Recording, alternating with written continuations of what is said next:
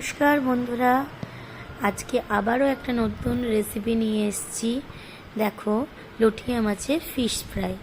প্রথমে লটিয়া মাছটা ভালো করে পরিষ্কার করে কাঁচি দিয়ে আমি সমস্ত কাঁটাগুলো বাদ দিয়ে নিয়েছি। তারপরে লটিয়া মাছের মধ্যে আমি 2 চামচ ভিনিগার, অল্প একটু সামান্য নুন আর দিয়েছি আদা রসুন পেস্ট, সঙ্গে জিরে গুঁড়ো, ধনে গুঁড়ো আর কাঁচা লঙ্কা পেস্টও দিয়েছি।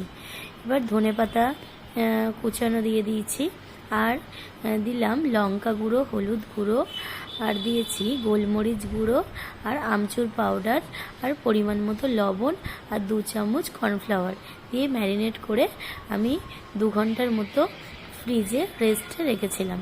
তারপরে ডিমের ব্যাটারে চুবিয়ে আমি ব্রেড ক্রাম্বসে কোট করে নিচ্ছি।